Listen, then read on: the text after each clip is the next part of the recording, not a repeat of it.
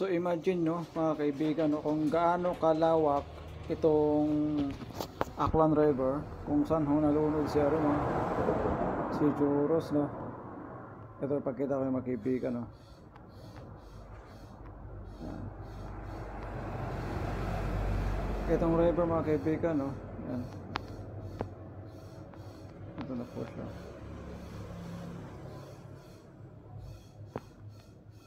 Yung river nagmumula sa bayan ng ano,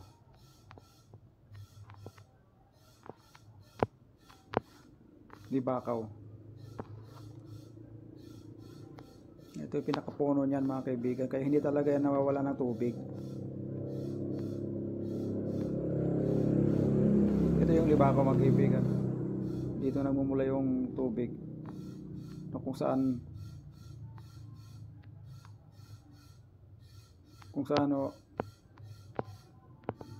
nalunod si ano, ni Joros Flores no.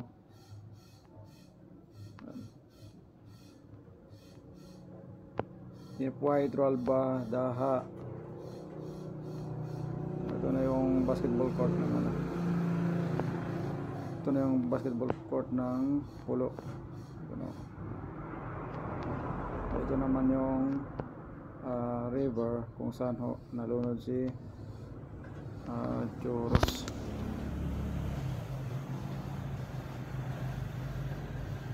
Dito sa banda.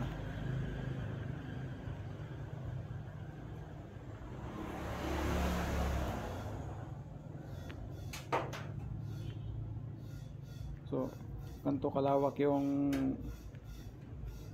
ano, yung ilog. May 500 meters so yung lawak na ito mga kaibigan no? Hindi yan basta-basta sa paghahanap sa kanya, gawa ng napakahaba rin itong ilog, kasi yung karugtong nito mga kaibigan Sibuyan ano, Sibuyan.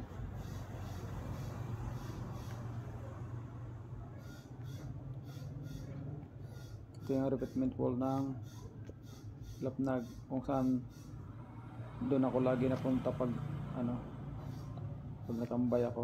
Yun.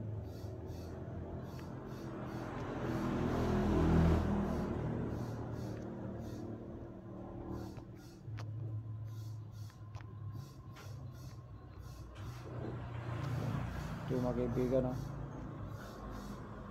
Ito kalawag yung ano,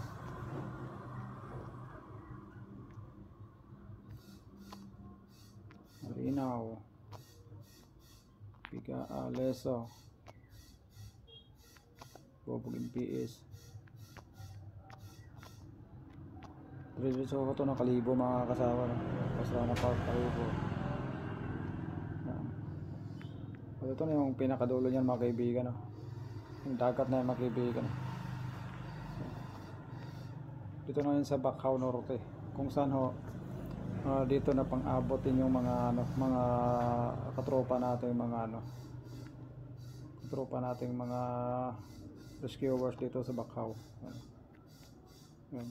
Dagat na ho ito mga kaibigan. Kawanico Park.